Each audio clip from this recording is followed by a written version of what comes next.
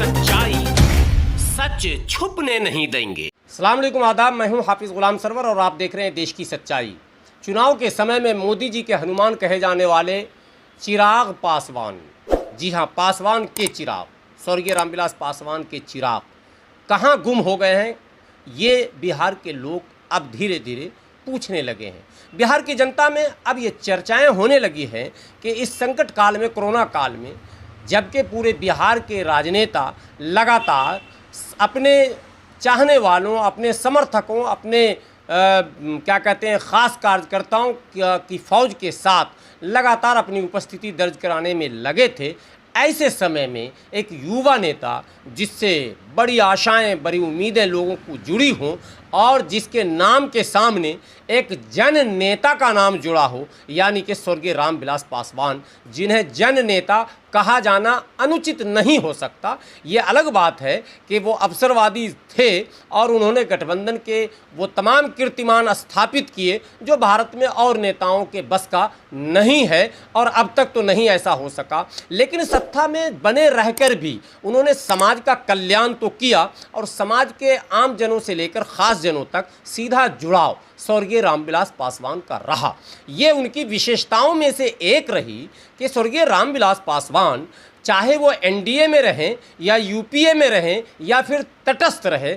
हमेशा आम जनों से मिलना उनके लिए आसान रहा और आम जनों का उनसे मिलना आसान रहा। और ये लोग कहते थे कि कोई भी काम हो, कोई भी पैरवी हो, कोई भी फरियाद हो और कोई भी सवाल हो, आप सीधे सीधे अपने नेता रामविलास पासवान से कर सकते थे। तो क्या इतनी विशेषताओं के मालिक रहे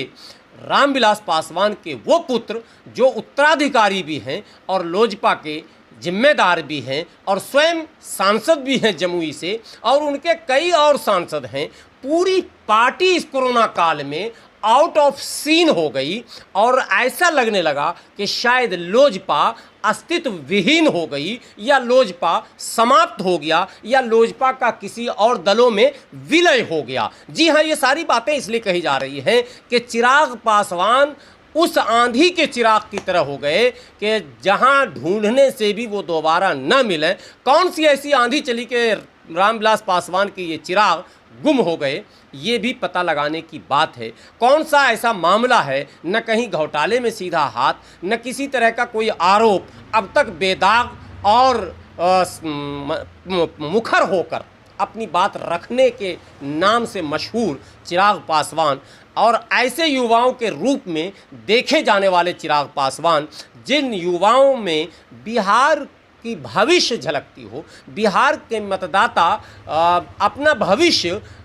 चिराग पासवान में देख रहे थे और चिराग पासवान को कभी कभी बिहार के भावी मुख्यमंत्री के रूप में भी लोग पेश कर देते थे। लेकिन इतनी सारी विशेषताओं का मालिक चिराग पासवान अचानक आउट ऑफ सीन कैसे हो गया, अदृश्य कैसे हो गया और कहाँ गायब हो गया, ये बहुत बड़े जांच का एक विषय बनता चला जा रहा है। और ख़बर यह है कि अब उनके चुनाव क्षेत्र में भी गुमशुदगी के पोस्टर लगने लगे हैं और लोग, उनके दल के लोग ये कहने लगे हैं कि शायद इनके मन में भी कोई और प्लानिंग बन रहा है और कहीं ऐसा न हो कि रामविलास पासवान की इस विरासत को चिराग पासवान आगे न बढ़ा सकें और लोक जनशक्ति पार्टी अस्तित्वहीन होकर दम तोड़ दे बिहार में। ये चर्चाएं भी चलने लगी हैं, इसलिए कि न केवल चिराग पासवान बल्कि उनके दूसरे और सांसद और पार्टी के पदाधिकारी, तमाम